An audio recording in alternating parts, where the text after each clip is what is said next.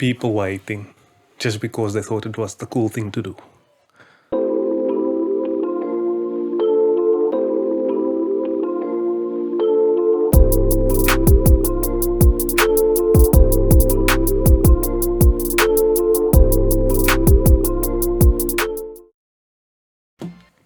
Hey yo, welcome back to the Jimi Priceless Show, episode number 31. Thank you guys for tuning in once again.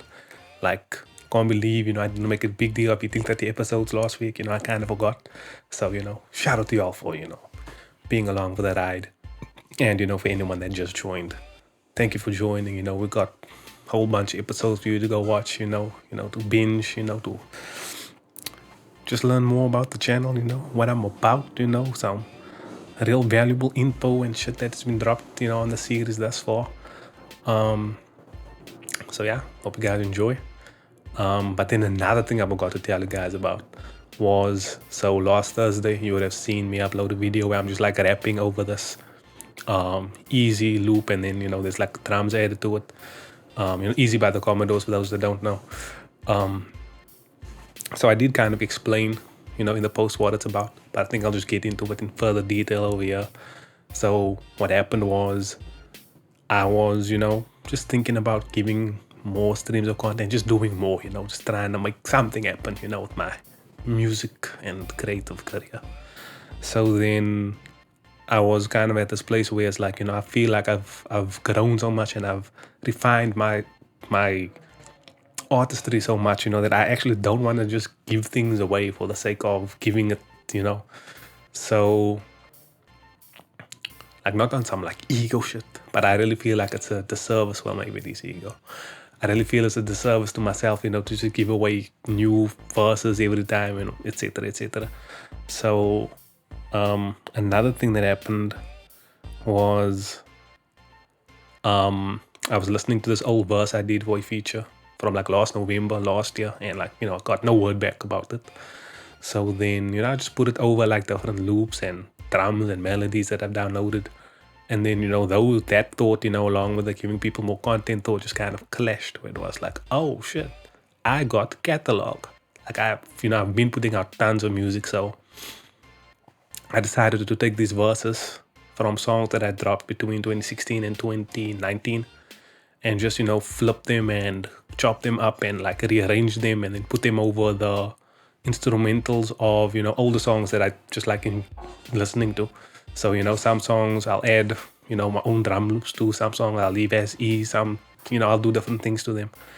And, I thought it was a good idea because, a lot of fans that I've gained were more in recent years. So they might not have heard those verses anyway. The verses from 2016 and 2017 aren't even online anymore.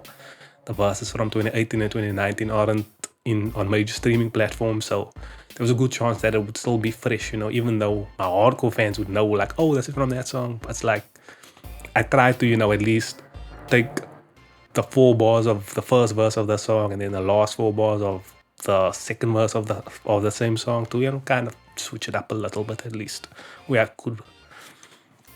So I did that. And so every Tuesday and Thursday I'll be dropping, another quick video. I had to keep them short because actually it turns out I didn't have to keep them short, because what happened is, the word on the streets or the word on the web was that Instagram is now becoming a video platform. So I was like, well, how do I capitalize on that? And the big like buzz was around the reels. So I was like, okay, let me do it via reels. So when I came up with the idea, reels was limited to 30 seconds. Then by the time I finished everything, I found out it's like, oh, we can do 60 seconds, which sucks because a lot of the verses I had to really trim down to where I started rapping immediately, and all the verses are 8 bars because I thought of the 30 seconds thing. So, but I guess it works, for all the short attention span people. The idea isn't really to give a full performance. It's more just to, pop up in your IG Reels feed, and see, maybe you can redirect more traffic, to my profile, to my bio, to my links in my bio, which is, will be links to the album and then the YouTube show. So yeah, so that is the sit down sessions explained. And then yeah, so what else have I been up to recently?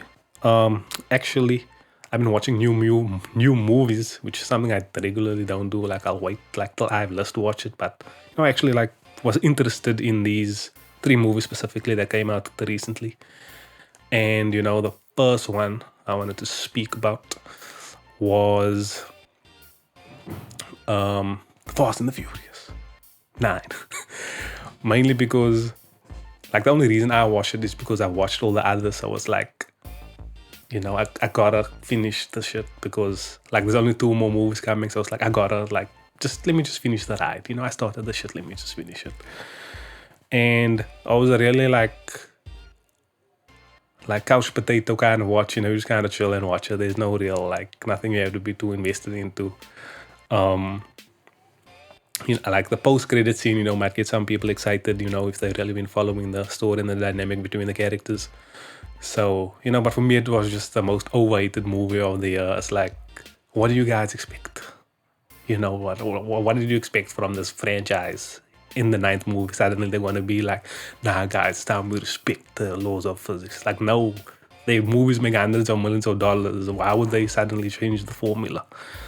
And, and for me, like, people will be making jokes like, it's going to be like Avengers, blah, blah, blah. But for me, it's like, who said Fast and the Furious? Who said they weren't superheroes? Did the director say, oh, these aren't superheroes? Or did you guys just assume that, So maybe it's a superhero universe and they should be able to do all this wild shit, like, it wasn't specified as far as I can remember. We just assumed, oh, this is based in reality.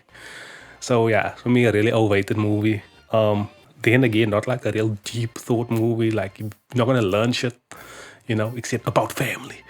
But you've got some time to burn. You just want some shit to watch. It's like it's fast food. It's like just some fun, some wild shit, some explosions and stuff. It's not a bad watch in my opinion.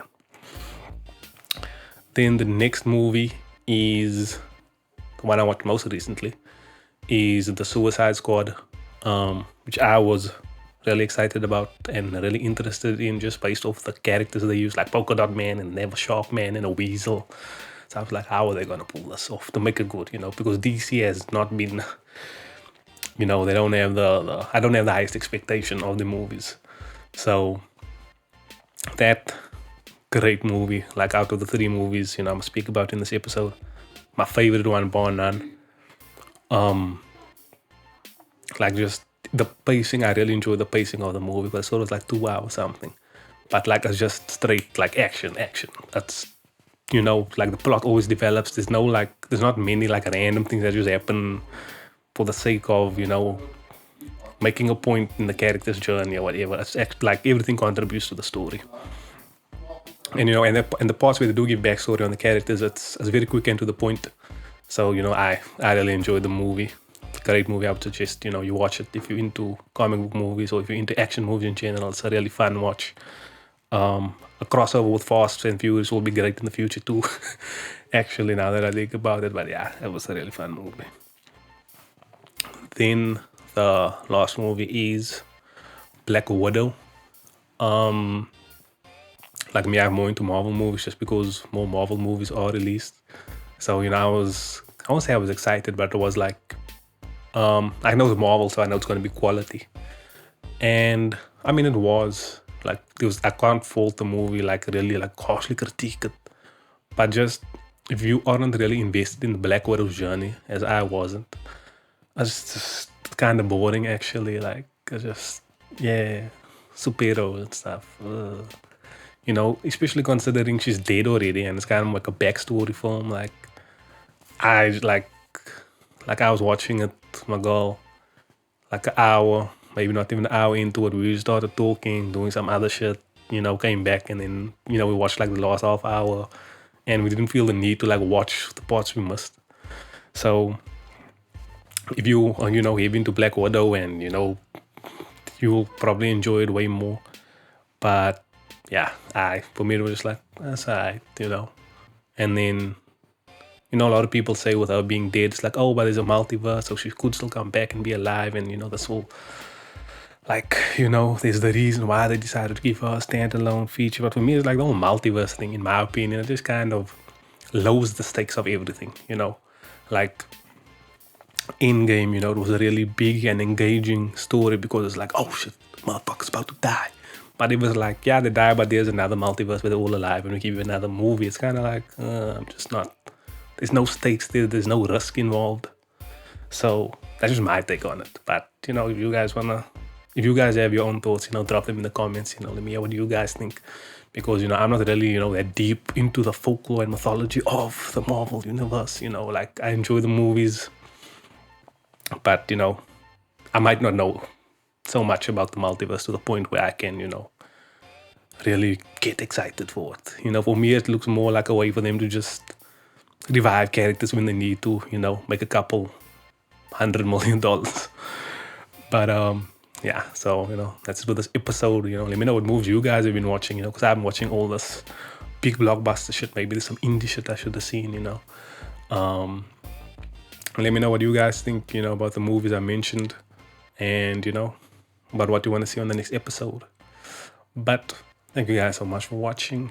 I'm out.